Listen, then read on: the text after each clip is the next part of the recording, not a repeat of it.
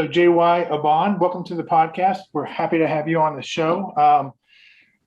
Could you give us a little bit of your personal background in tennis and give us what you're doing right now? Then we'll once we get that, then we'll get into some questions. Sure. Well, thanks for having me. I always love talking tennis. So any excuse I get to have it, you can count on me to be there. So I'm 33, I think. 33. Living in Atlanta now, born and raised in Miami. Both my parents played professional. I mean, they all, just in the family, everybody played tennis. My brother as well. So went to Florida State, had a pretty good junior career in Florida nationally, played some ITFs. And then went to Florida State, had a pretty good career there. I'm pretty happy with what I did, probably 4 of the best years of my life there. Shout out to any Florida State Seminoles, Dwayne Holquist there. And then I quit tennis. I went to work in finance for 2 years. Was burnt out, thought, all right, go try something else. And then quickly, 2 years is a pretty good amount of time. And then I said, look, if I'm going to have to work the rest of my life, I want to at least know what it's like to play a full schedule. I'd never done that. I'd only play tournaments in the summer and here on and out. So I went back, I played 4 years. I got to 450 singles, 288 doubles, which, I would love to make it to a slam. I played in a slam once. I got a wild card when I was playing college. Would have loved to have made it back, but after taking 2 years off and gaining some weight working in finance, I'll take it. And then started working at a country club running a junior program. And now I've been spending the last 4 years working with the USTA with Riley Opelka being my primary responsibility. So that's a wrap on my life up until now in tennis. Cool. So tell us a little bit about the team that you work with Riley. How did that come about?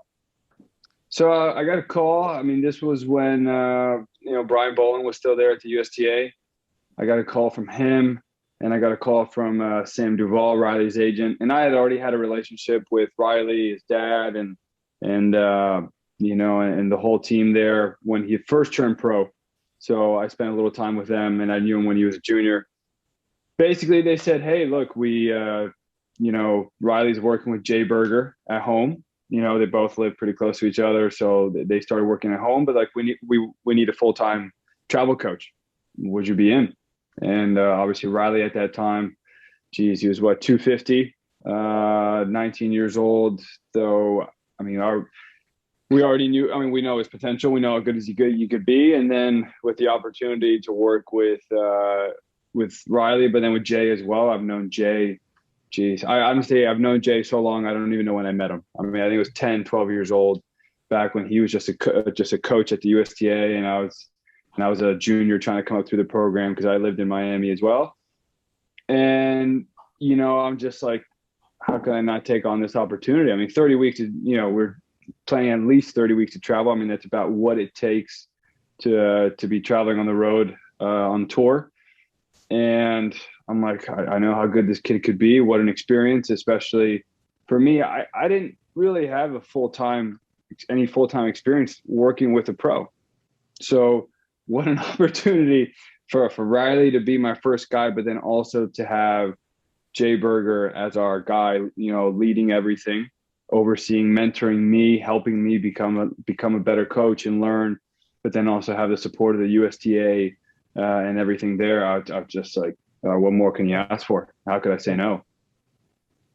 All the stars aligned for that one. That was that's a good first gig.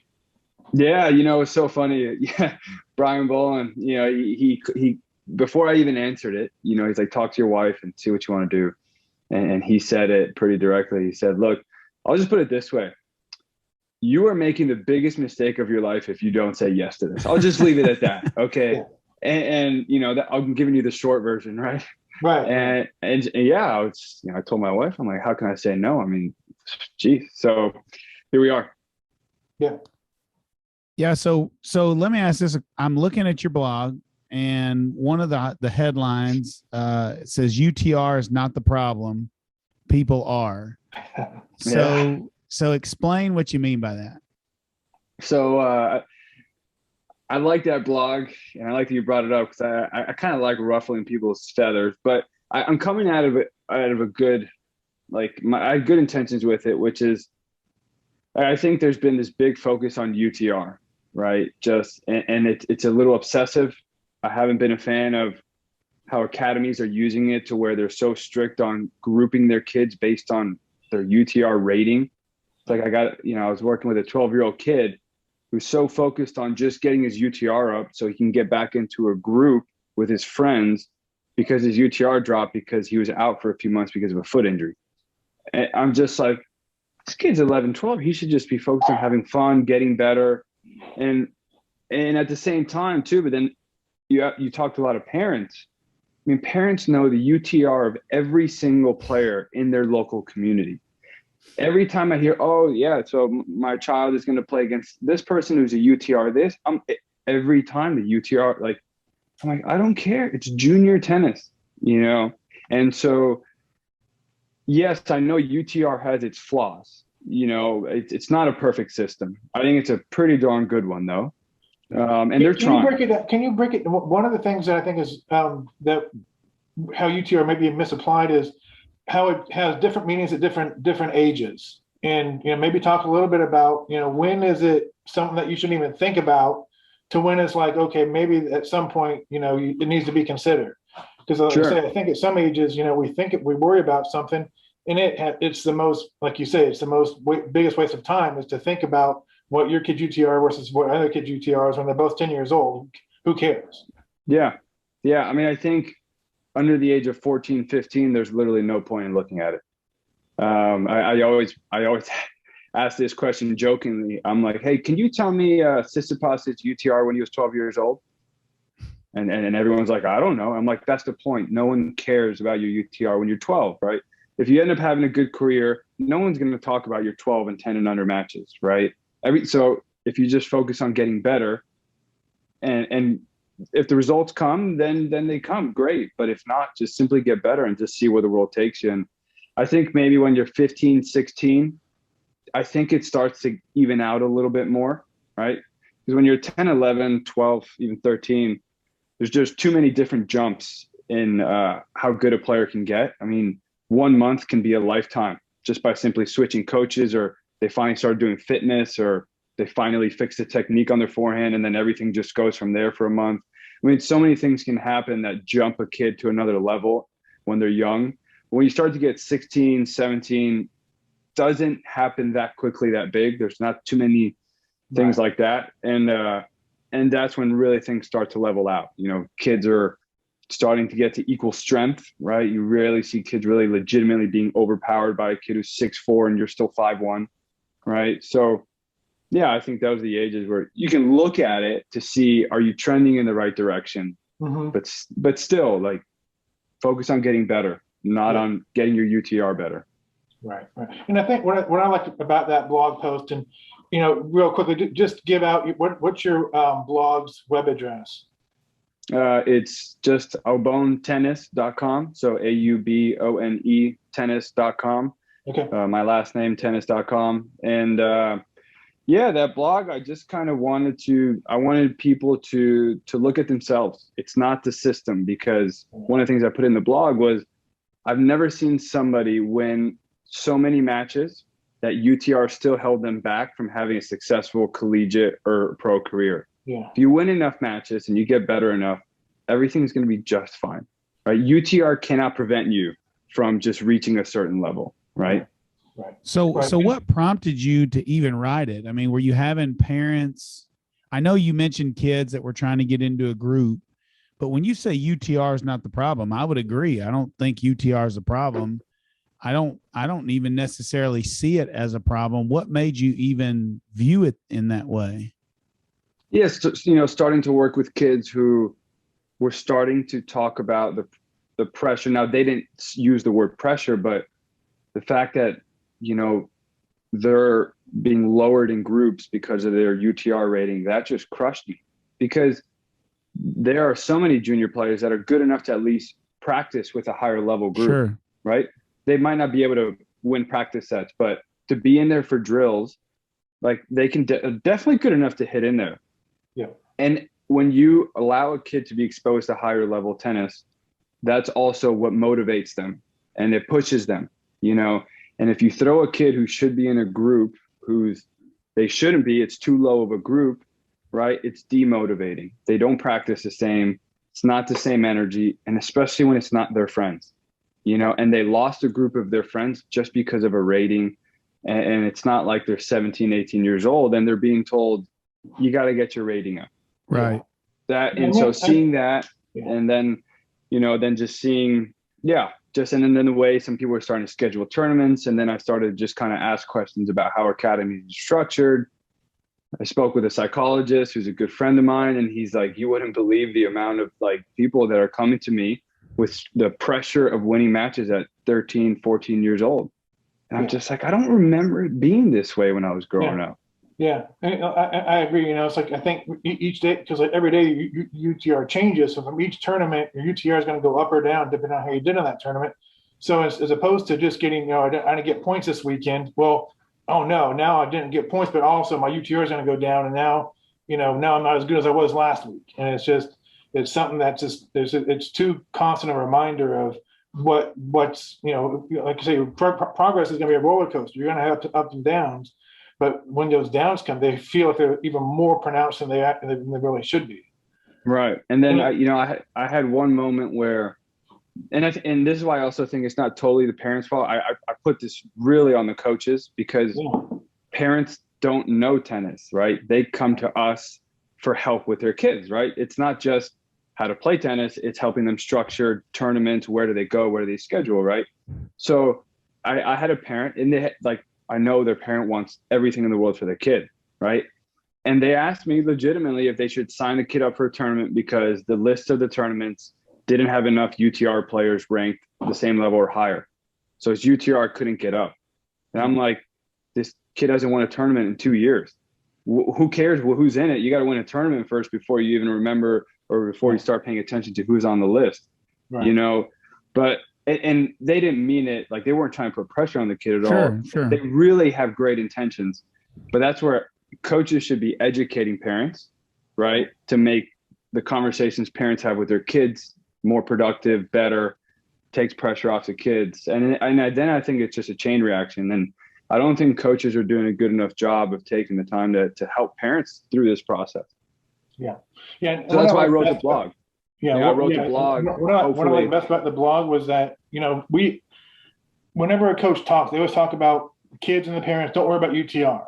But as you say, you know, the academies, the coaches are just as guilty of it, if not more so. And I was glad to hear some direction being pointed to them to, you know, because like I say, that's where it comes from.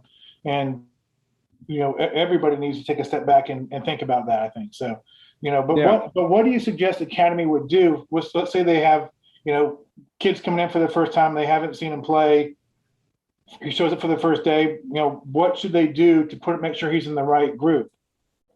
Well, this isn't easy, but if you're taking on the responsibility of running a junior academy, you're accepting this responsibility, which is you have to take. I'm kind of losing the word, but you have to look at that child every day. You have to legitimately look out for their best interests. So you have to watch them hit. You have to watch them play a practice match, but it's also an ongoing thing. It's not just, okay, great, I saw him hit for 30 minutes. He belongs in this group, because what if that was just a bad day? Or, hey, what if like in a week they just are doing so good? Hey, let's give him a shot. Let's move him up. No, I know he hasn't played a tournament, but he's doing great. Let's throw him in there for a day, right? Or, hey, you know what? It's not working. Let's throw him down, right? Not throw him down, but let's put him down there. Let's see if it motivates him to be like, all right, I'll work hard today. Can you please put me back in tomorrow? Right? It's just an ongoing thing. And if you have to take that interest in the child, each and every one, individually, every day, and it's exhausting, right? But that's the responsibility you take on of having a junior academy if you legitimately want the best for every single kid that comes through that door. Well, and the real challenge for an academy is every parent wants their kid in the highest group, right? And most parents, when they watch their child, think their child is Roger Federer, and they don't they don't look at it really objectively all the time. I'll never forget, I'm a coach. I coach different sports, and I had a parent come up, and I had a kid that he was honestly barely on the team. And the parent, and I thought I was, excuse me, I thought I was doing good by letting him play like a few plays a game, right? Yeah. And the parent came up and was trying to talk me into why he ought to be starting. And the difference between the starter and him was like LeBron James and me, right? Yeah. I mean, and so as a coach, I thought I was doing what I thought the parents would be proud and happy. They thought their kid was awesome. And so I think the challenge is they want their child to be in the group of all the best players, and their child isn't good enough to be up there. And so sometimes it's easy for them to say, well, if you're not this UTR, then you don't get in that group. Yeah. Right. And so what you're talking about is it's those difficult conversations have to be had that, look, they're not good enough yet. I know you feel like they are, but let's talk about what they can do to get better. And that's, I was watching a player the other day, and his dad was like a heart surgeon, and his dad was like trying to make his child good, and you just can't. Like it takes time, it takes repetition, it takes talent, it takes a bunch of stuff. And this person had all the money in the world, and you just can't buy it, And so I think that's where parents struggle. I used to say in school, parents will get unreasonable about two things: their kids and their money, right? And so it's just a challenge. And I think that's why a lot of coaches just say, well, if you're not this UTR, then you're not in this group, right? Yeah, and I get it. Like, and I don't, I do think some of these academies try their best, but sometimes if you get overloaded with kids, you're just trying to figure out a way to simplify things, and that's fine. Like I've, but I do think, here's just one example you can do, right? Take one day, 1 hour, maybe 30 minutes, put them in that group, put a camera on that court, record it, then have a meeting with the parent and the child, right? Because the child needs, if you legitimately care for them, they need to hear the honesty. Like, look, you're not there yet. All right. Look at the tape. This is, and then you figure out, and then you have them watch it, and then they see it like, oh, wow. Okay. All right. I mean, because if they can't see it then also at some point you have to be like, look, if you're unhappy, I understand. I'm doing the best that I can as a coach. If this isn't the place for you, then I wish you the best. I'll help you try to find another place, but this is the way we're running it. And I tried to throw him in there for a day. He's not there, and I'm not going to compromise. You got to have that conversation. Right. And then the second part I want to mention is, this is a hard part for parents who maybe weren't an athlete themselves, but were super successful in their own schooling, regular schooling, or in their own businesses, right? Have good careers in schooling and in business. Like, for the most part, if you work hard, you focus, you try, and in school, the same thing, you're probably going to get pretty good grades. You're probably going to move up in your job. It's just kind of the way things are structured, right? They don't overload you with information. It's just, but when you get to sports, right, you can work as hard as you want. You can do everything right. Sometimes you're just not as tall as you need to be. Sometimes you're too tall, right? Sometimes you're just not as strong for football. Like, there's some things you can't control, and you also can't force when the changes are finally implemented. It might be 2 months of that new forehand or serve technique. It might be 6 months. You don't know, because there's also an opponent they're up against. There's the mental factor, the physical factor, and it's hard to do, right? And that's why I've always said, if you focus on getting better, something's good is going to come out of tennis. It might not be in the results. It might be in the friends you make. It might be something else. You don't know, but just do your best, because you do not have full control over your success in a sport. But in schooling and in business, you have a little more control. And that's the hardest part if you've never really spent a lot of time in sports. Totally agree. Hey, JY, while we're on the topic of sort of academies and training, one of the things I also noticed on your blog was that you said that you transitioned from going to, regular school to homeschooling, I think in maybe ninth grade, eighth, ninth grade, or something like that. Talk about that decision process. And, we just had a parent ask me, they have a daughter that's, 13, 14 years old that's looking for an academy. What do I recommend? I don't know a whole lot about it, but what would you look for in an academy? And talk about, how your decision was to go from, to take it up to, homeschooling and then finding your own, academy. I know you're both, your parents are pros, so maybe it's a little bit easier for you. But what advice would you give to kids that are sort of at that stage and age in their development where they're maybe looking to go to the next level? I'd start with making sure it's the kid that makes the decision to go to the academy and wanting to homeschool, and to not let it be the parents. That's the most important thing. Fortunately, because of my parents, I also lived in the city where USTA was, so there were some players coming through there. I could train with them sometimes, so I didn't have to leave home. So that was something that made it easier for me to homeschool, right? Because I knew I didn't have to then go to an academy and leave the city, leave my friends, leave my family. And then finding out, who are they going to be practicing with? I think that's one of the most helpful things with the development. If you're going homeschooling, that means you're trying to get a pretty D1 scholarship to a really good school, or maybe even thinking going pro, right? So the people they're practicing with is very important to push them, try to find out that atmosphere, and then get to know the coaches, not the people that are running the place. Get to know the coaches that are on the court with the kids. Have dinner with them, maybe go to their house. I don't know.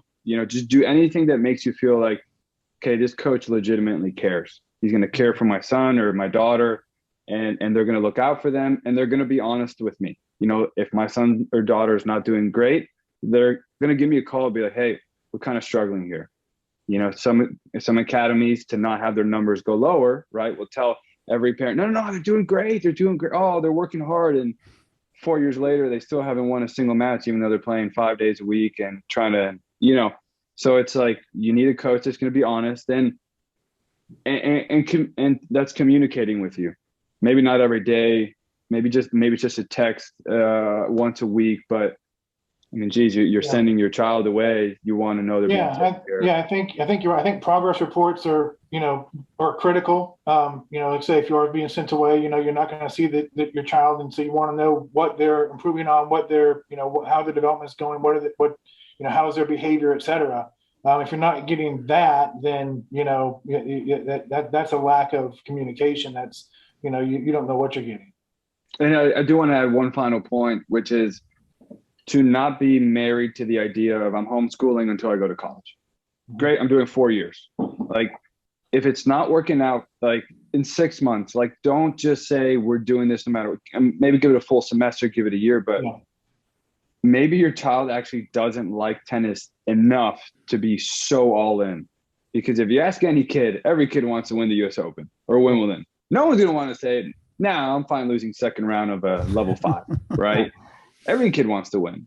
It's until they learn the commitment that you really start to separate them and see who really loves the game this much, who really wants it, and who not. So, you know what? Don't just slam them in there. If you feel like they're not happy, give them the opportunity to speak up and to switch back and come home. All right. So let me ask a different question. So you've got another blog post, and on this blog post, the headline says overcoaching, a potential problem for coaches and parents. And so your first sentence of this says, but if a coach always tells a player what to do, a player never has the opportunity to develop the discipline required to make choices on their own during competition. So explain to us what you mean when you talk about overcoaching, because a lot of parents, there's going to be a lot of parents who would say there's no such thing, right? So tell us what you mean by that. Yeah, it's funny. I was having this conversation with someone I was on the court with today where, coaches get into coaching because they like to teach. So that means to an extent, you kind of have to like to talk, right? Right. So, and we love to feel that we're the ones that made that forehand better.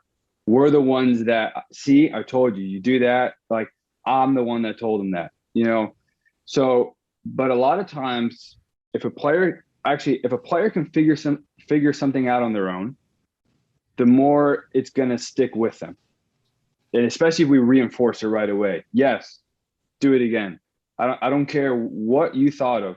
If you can just think about it and you can keep repeating it, keep doing it, right? Because it's not about us. It's about the player. So if we're talking the whole time, the player can't think. They're listening, right? They can't take it in. So if every shot, and I've done the same thing myself, which is, they're even playing a baseline point, and every shot you're like, all right, go here, go there, that. Oh yeah, now this, right? They're doing what you're saying, not what they're seeing, right? So, but when they go play tennis and they play a match, there's no coaching. They are on their own, but they're so used to someone telling them what to do every step of the way. So that's why it's okay to sometimes allow 15 minutes to go by of a practice set and you're just watching them, because we also need to know that they can mess up, they can make the wrong decision, and they can correct it themselves. If they can't do that, they can't be successful winning tennis matches. So we have to give them the opportunity and then find the balance of, okay, they've made too many mistakes. They clearly just don't know. Let me jump in. Let me help. And sometimes we can just simply ask them, hey, do you know why you missed that? Rather than simply telling them. And if they answer correct, then there's nothing to say. There's nothing to say. They're trying to do the right thing. Give them the amount of time they need to just execute. We don't need to talk anymore about that, right? So, yeah. One of the best. I was watching the Djokovic Tsitsipas French Open match with my son, and Djokovic in the first and second set was hitting his first serve like he normally would, flat, hard, hitting his spots.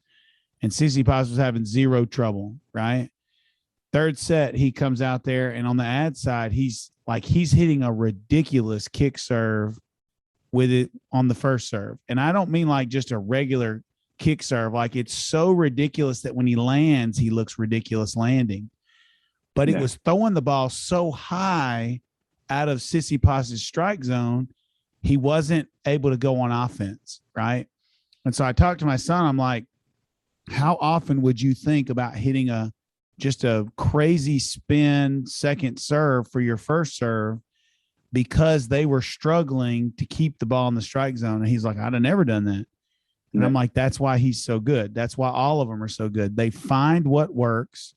They find what the other player doesn't want to do, and then they make them do it, right? Yep. And I think what you said is right. Scott and I had this exact discussion. I don't know if you remember, Scott, about 2 years ago. I'm like, no wonder none of the kids are problem solvers. It's because everybody's telling them what to do all the time, right? How in the world are you going to learn how to be a problem solver if I just tell you the answer all the time?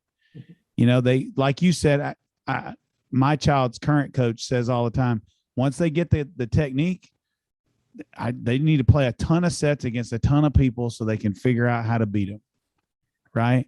And at first when he'd say that, I'd be like, man, I don't know if I agree with that, but I think he's probably right. What do you think?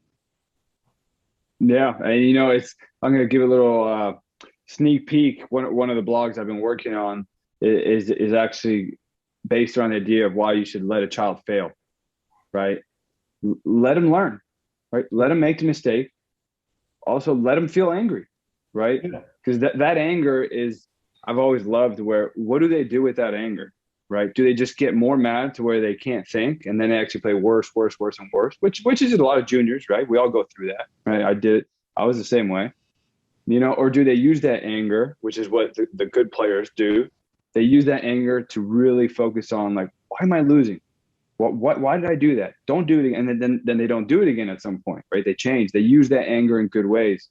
So, yeah, we have to let them think things through.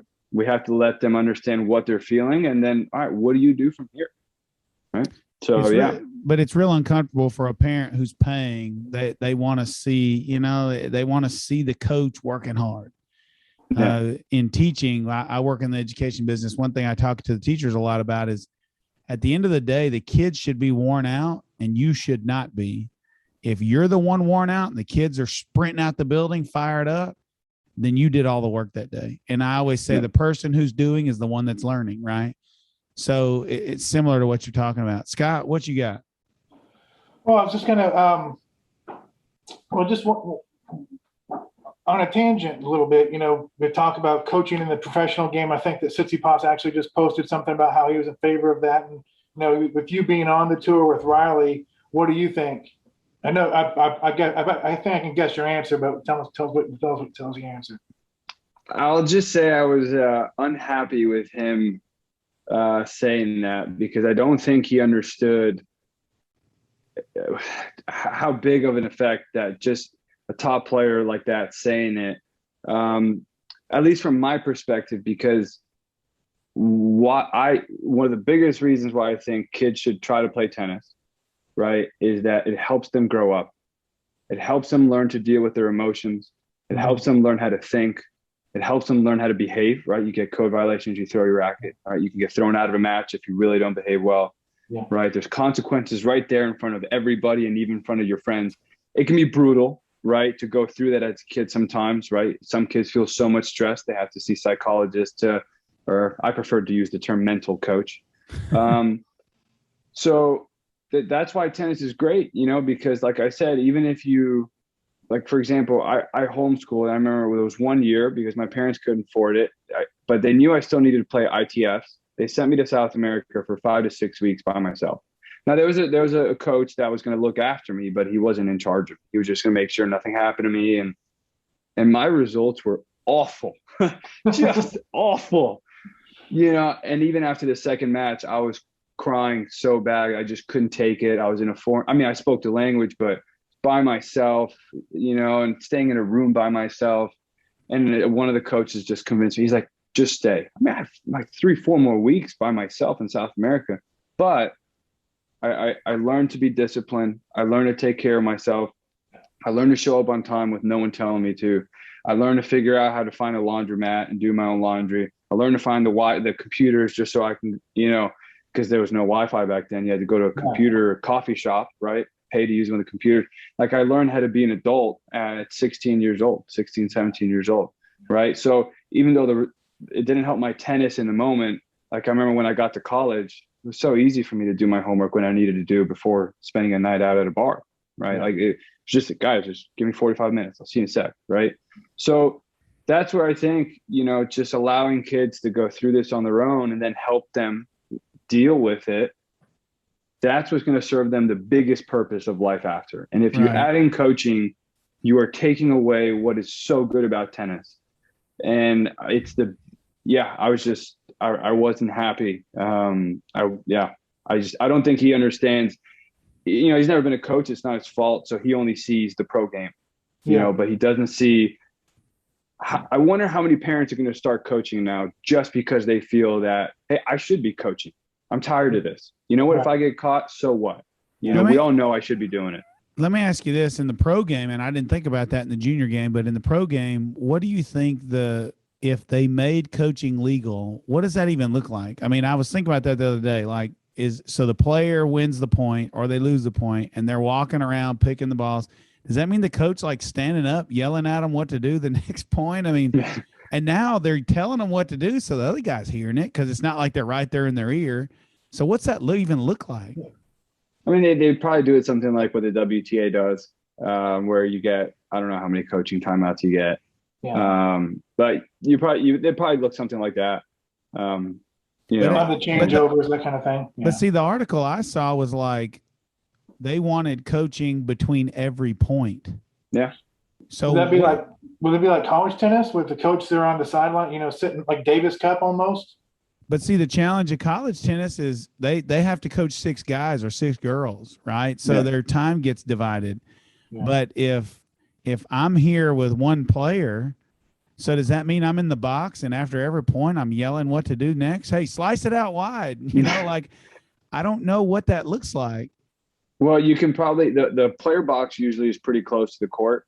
So I mean the player could just put their towel over by the player box and just walk over and you could probably say something that is pretty hard to be heard by the other side of the court. Right. You probably wouldn't be able to coach every point because, like you said, they would hear it, but you could still say enough to have an impact on the match. Yeah. Another one of your blog posts is on the benefits of watching tennis matches. And, so I think it's fairly obvious what the benefits would be, but, a lot of kids have a hard time doing that because they don't have the attention span. And it's like, that's the biggest difficulty with my son is, if he has to do that, between points, he's looking at his phone, and that's when that's when you sort of see things. How is the guy reacting after a point? What's he doing? Between on the changeover, that kind of stuff. But talk about, if you're watching a tennis match, how should you watch a tennis match? Well, I think maybe the blog was a little bit more directed to maybe parents with younger kids, maybe 6, 7 years old, to where I think once the kid's 13, 14, it might be a little bit too late. But I mean, basically, I'm having my first kid early next year, so I'm not saying I'm a parent yet, but I've seen this with other kids. Thank you. But my dad did this with us, and I remember just him being so excited about a tennis match. I wanted to hang out with my dad. My dad was excited about something, then I wanted to know what he was so excited about, right? And that's kind of how I got interested in matches, right? I'd be like, oh, this is a big deal. Great. Okay, I'm going to watch it, right? I'm going to spend time with my parents, my family, and watch this match. And that's how you can build the motivation to go out there and practice and just excite the kid about the sport, right? I mean, we make such a big deal about college football Saturdays, that it seems like when you're a kid, it's like a religion sometimes. Yeah. So I think the same thing needs to be done. Like, hey, no, Sunday morning, Wimbledon final is the biggest thing in the world right now. And I think, that's where you can really latch on kids. And like you said, other than just learning what you're watching, right? I think that's where you can talk up tennis, right? You can talk up the event, how big it is, how important it is, how international it is. And geez, the amount of kids I've had that somehow are coming to clinic 2 days a week and don't even know who Andrei Rublev is. I'm just like, I'm like, well. But the thing is, like, I think, even at older ages, I think it helps with their tennis IQ. Because, I mean, when you hear like Paul Annacone or Jim Courier or Darren Cahill, whoever commenting on a match, they have really good insights, whether it's, breaking down, Shapovalov's backhand, look at his footwork on this. They'll show replays and stuff. And I just think that the more that they can watch that, if their game, if their style mirrors a pro player style, then I think you should watch every match you can with that player, because you're just going to sort of see yourself in that player, and then you can hear things that you'll just pick up on and give you a little bit more. The tennis IQ will just pick up, I think. So, I like to see it, but like I said, I think the hardest thing with a lot of kids is, the attention spans are just so low right now, and it's just hard to get them to sit still for 15, 20 minutes. Yeah. Well, that is a challenge, but I guess, if you get them more excited about what they're watching, maybe they'll just sit there and watch more. I mean, right. I didn't, honestly, I thought after I traveled so much, I thought I wasn't going to watch the Wimbledon final. I'm like, I just kind of need a break. And then I was just watching 2 hours of tennis, I just because I'm excited about it. And, but most people are also visual people. So just, when my coach would watch a tennis match with me, we were just watching it for fun, but then he would point out, see, this is what I was talking about. Look what he's doing. I'm like, oh, wow. So my coach isn't crazy, right? He's right. Because I got to listen to him. And then that's where you start. And then it really settles in. Like when you really start to see what the pros are doing, then you're like, well, I want to do that. Let's go practice. Right. Right. So talk to me more about, and this is just going to be a fanny question. So get ready. I'm just a kind of being a fan. Talk to me more about coaching pro players. Right. I mean, I was having a discussion with somebody the other night about the NBA, and they were saying, well, it's not really coaching because look, they're just going to screen roll 2 guys in the corner. They're going to penetrate, kick it out, or they're going to go to the hole. Right. So how much do they actually have to coach anyway? And I'm like, well, it's about, managing human beings, getting them all to get along and be on time and all that kind of stuff. So talk to me about coaching pro tennis players. And I mean, a lot of parents probably think you're working on their serve or whatever. So talk to us about what it's like to coach a pro tennis player. Yeah, there is definitely a lot more managing that goes on, right? Just organizing everything. But look, I mean, hold on. When you say organizing everything, explain everything. Like you talking about booking plane flights, or what are you talking about? Getting rackets strung? Like what? When you say organizing everything, don't say that. Tell us what you mean. All right, it means all of that. Now, maybe I'm not the one booking the flights, but you get to know your player. especially, it's a one-on-one sport. You're just working with that one guy. You get to know, their sleeping patterns, when they perform better, when they arrive at certain tournaments, what days they arrive. You look at flights, you're like, hey, this is not a good arrival time. Think of this, right? Then you got that. And then this time zone. Hey, we're going to arrive on this day, but the weather's terrible that day. What if we stay one more day and arrive the next? So you try to avoid a lot of problems by thinking about literally everything, right? Hey, tomorrow, the temperature is going to change 15 degrees, right? It's going to get 10 degrees, there's a weather pattern coming in. So what do you think about changing the temperature on your, the tension on your strings? Should we go a little tighter or not? And then obviously when you bring up these things, players are like, oh, of course. Yeah. No, that's a good idea. Right. But it's because it's impossible for one person to think and remember everything. Right. We all need help, right? We're so focused on our one things, and it's the same thing on the court, right? They're focused on maybe something that they've really recently been working on. Right. But then they have a matchup against somebody else where it's like, you don't really want to do that. I love that you've been working on that. But look, let's remember this shot. You used to use it a lot more. I think it's time to bring it back. Like, because there's so many different ways you can win matches nowadays. So, and that's where they're like, oh, yeah, you're right. Thanks for reminding. It's more of that stuff, right? Yeah. Then rarely are you going to really come up with something mind blowing like, wow, I just never heard of that. It's more of shifting the thought process, shifting what you're thinking about that day, and focusing on this and not of that. And hey, let's forget this. Let's get back to that. Yeah. I think that's what coaching on the pro tour is like. Yeah. And one of the things I've always think is interesting is when you go to the pro tournaments, you see like, practice partners, so how does Riley find his practice partner? Does he look at who his draw is and he wants to find someone similar to that? Or is, somebody that's playing Isner round one is saying, I need to practice with Riley for this next match? Or so how does that work? I love it whenever Isner plays the same tournament, because we know we always have one practice partner right there. So, yeah, we try to find, similar matchups if we can to him. But look, Riley is a little different. Not everyone wants to practice with him on every day. Generally, it's usually pretty fun until you get maybe like the day before when the draw comes out.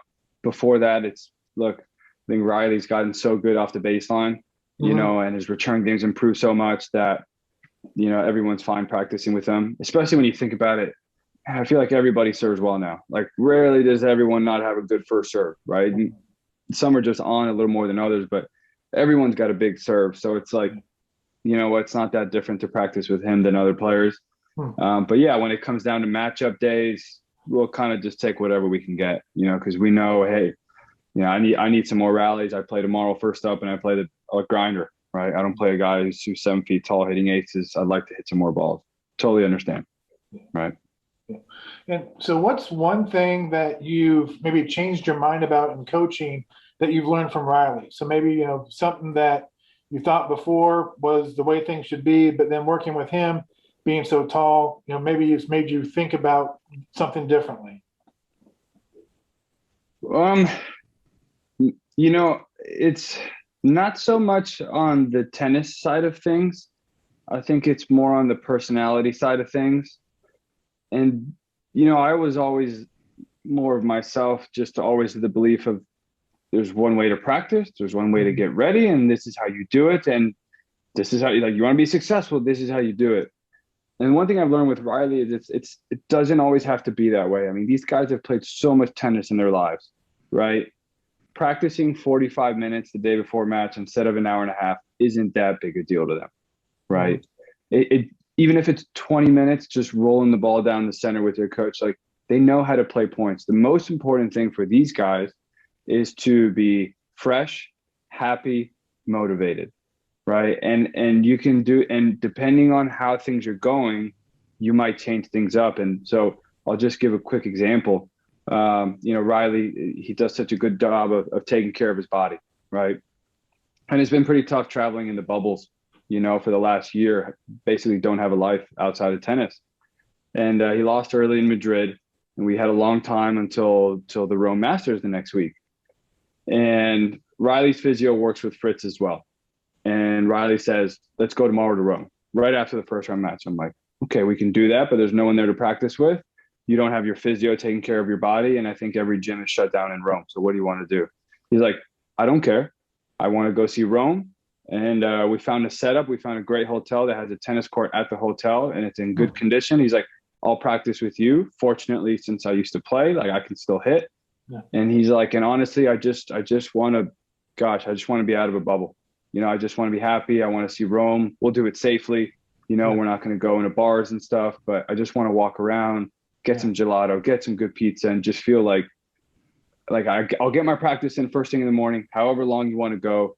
And then just let's live normal. And I'm like, you sure you want to do this? I'm like, if you get a little tight or injured, like there's no physio to help you, whatever. He's like, no, I'm sure. I'm like, okay, and I just trusted him. I think at this point, like, I know when he says certain things where I'm like, okay, I got to go with him. Because if a player believes in something, even if it's the wrong thing, if they believe in it enough, something good's going to come of it. But if they half believe in the right thing, nothing good's going to come of it anyway. Right. And we had a great week of practice. When he showed up to the tournament, he was just so excited, ready to be back in there and playing. And he finished off the clay court season pretty well. So that was one thing where, no, I mean, my instincts were saying like, no, we need to stay with the physio. No, we need top level practice partners, right? Like I'm not good enough. Yeah. And he's like, no, we'll be all right. Yeah. And so, yeah. Yeah, that's good stuff. And I don't think parents who didn't compete at really high levels realize how little coaching at the top level is about technique, is about strategy. It's about managing people, right? Yeah. And that's exactly what you did. I mean, you think about it, if I'm coaching the Lakers right now, they're all good. They can all play basketball. So I just got to get them to get along. That if you watch any of the 60 or the 30 for 30s, that's generally what they always talk about. I got them to all get along and like each other and want to be there. And then they played well, Yeah. So that's a great story to hear about that. Yeah. Yeah. And, every player is different.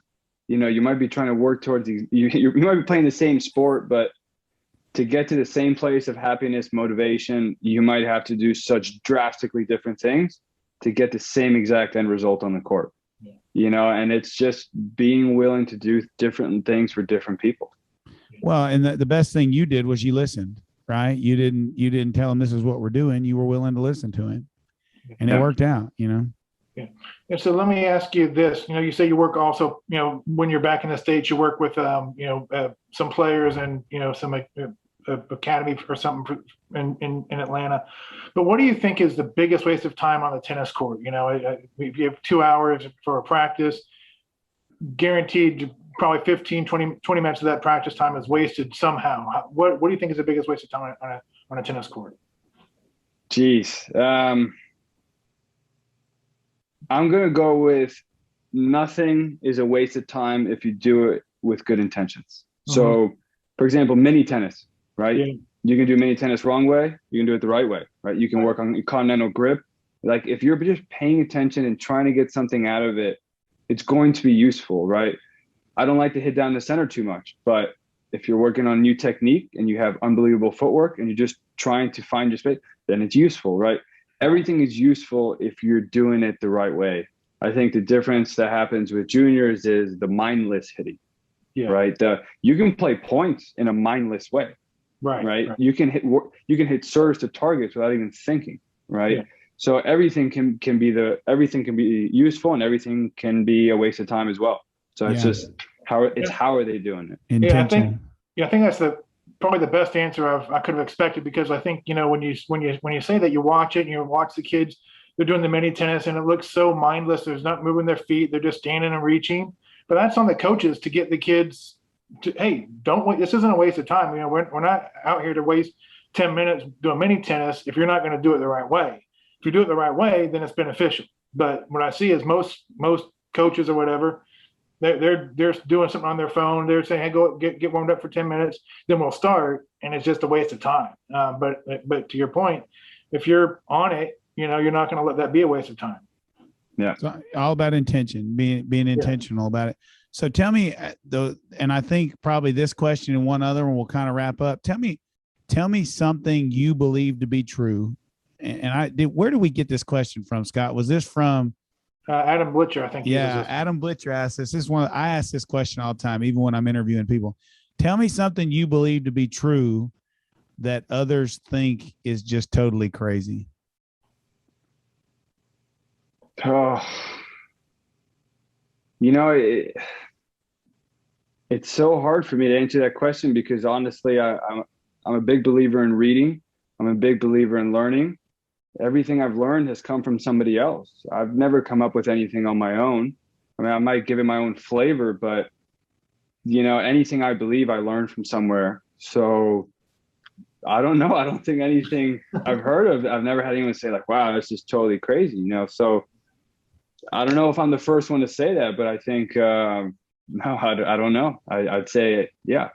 Well, I would say you're the last question where you said basically nothing's a waste of time as long as you're intentional. That's I've never heard anybody say that, but but the way you framed it's pretty true, right? Yeah. Would you agree, Scott? I agree because like I say, I think everyone's going to say, "Oh yeah, this is a waste of time." Don't do this or whatever. But like you say, if you there's always something to be gained from doing it the right way, and it's when you don't do it the right way, then it's the waste of time. And so. Yeah, but we'll use that answer, okay? Well, yeah, I'm going to steal that answer and use that next time I get asked. So thank you. Yeah. So yeah, I guess maybe one last question, and then you can sort of tell us what Riley's plans are for the rest of the summer. But the last question then would be, I just forgot what it was. Tell us what Riley's going to be doing the rest of the summer, and where you guys are going after the U.S. Open. Oh, well, we don't know. I mean, we have the whole hardcourt swing. Yep. But if you look at, it's still, that's Atlanta, Washington, Cincinnati, U.S. Open? Toronto first. So Atlanta, okay. Washington, Toronto, Cincinnati. Won't play Winston-Salem, at least that's not the plan now. Right. And then get ready for U.S. Open. And then it's a weird thing, we usually have those tournaments in Asia, the Tokyo, the Beijing, so those tournaments have been canceled. Shanghai still trying to find a date. Mm-hmm. But then you really don't have anything until Indian Wells in October 10th now, unless we want to go. Wells, yeah. So yeah, we're honestly just trying to figure it out. We don't know. We'll see how the summer swing goes, and we still have a few more weeks to decide, and we'll just kind of see. Is there any World Team Tennis this year? Does he do that? World Team Tennis, yeah, that's going to be out at Indian Wells, I believe, and I think that's what I don't know the exact dates, but it's before November. It's before Indian, or is it before or after Indian Wells? Yeah, I don't know. I feel terrible for not knowing that. I should know that, but I don't. I'm so focused on today and tomorrow. I don't even know. Yeah. Okay. Good. All right. So tell our listeners how they can find you, whether they're parents who are in the Atlanta area who just want to come and meet you and bring their child to meet you, or if they're somebody who just wants to be a fan on Twitter or Facebook or something like that. Yeah, so on the website, aubonetennis.com, AUBONE tennis.com. Same Instagram handle, Aubone Tennis. And then I think on Twitter, I'm just JY Aubone. And then email me too. I got an email through the website, aubonetennis@gmail.com. I mean, honestly, the reason I started the website was to try to help parents and even coaches that were willing. I've met some coaches that have reached out to me, and I just want to help people, and also I want to learn from others. I want to see what else is out there, and anyone feel free to contact me at any time and ask me any questions. Great. Well, JY, it's been great, man. Yeah. A pleasure to meet you and talk to you and get to know you. Yeah, sure, for sure. And we'll be in Cincinnati for the tournament, so hopefully we'll get to run into you there. We'll look for the tall guy, and maybe you can find you. Awesome, yeah. And if you guys ever want to do a part 2, I mean, I love it. So let's do it again. This was fun. Thank you. Sounds good.